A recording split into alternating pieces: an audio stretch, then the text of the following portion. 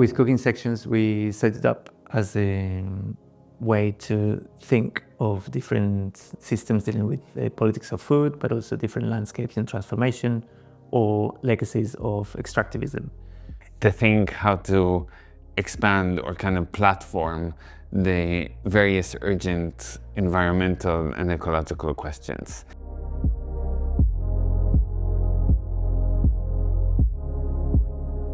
Over many decades, through processes of privatization and deregulation, we have come to the point in this country where sewage and effluent waste are being dumped into the seas.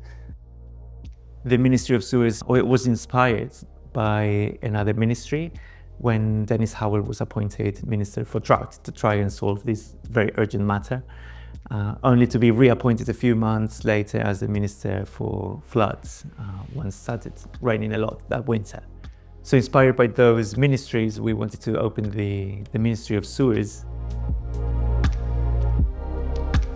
It opens the door and the space basically to raise awareness.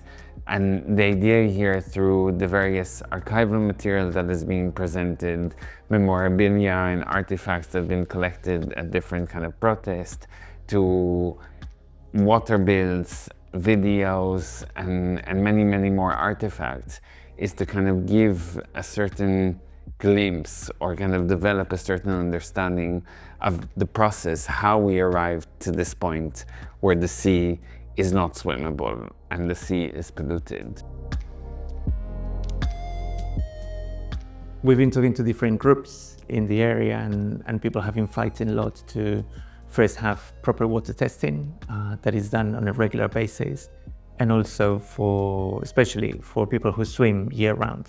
So not only to limit the water testing to the summer season or the bathing season, but also how to redefine what the bathing season is and extend it to 365 days a year, because in Folkestone and Hythe and Romney Marsh and many other parts of the country, people do swim year-round. And at the same time, also how to make sure that there is no raw sewage dumping, which happens a lot more often than what we think. And on top of that, also people have been reporting in the area that there's even sewage from other regions being brought by trucks. Yeah, so over 2 years in developing the Ministry of Sewers, we have spoken to dozens of people, residents in the area, and definitely there are many, many cases of people that have fallen ill after going to swim.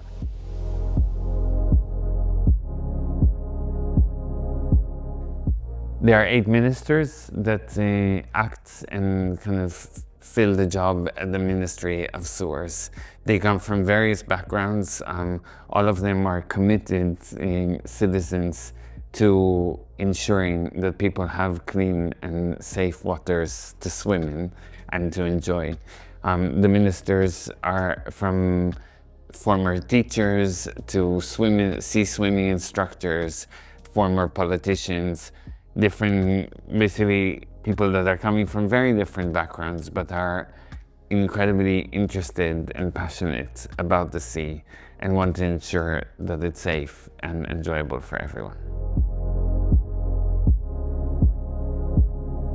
Come to the Ministry of Sewers. You can book your appointment. It's very easy online, or just drop by and talk to our ministers. I'm sure you have a story related to sewage or how you've been affected.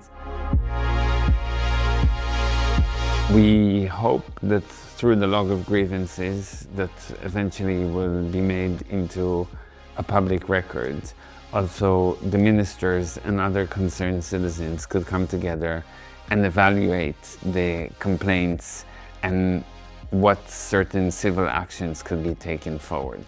This could take shape of a lawsuit, it could take shape of groups of people coming together and organizing.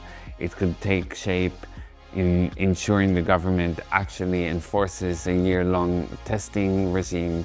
And all of these kind of results or kind of consequences out of the project would be wonderful and most welcome. And above it all, I think it's creating a space where community can come together, raise awareness and platform these questions and really kind of ensure that there's a clean and better future for the coast of Kent.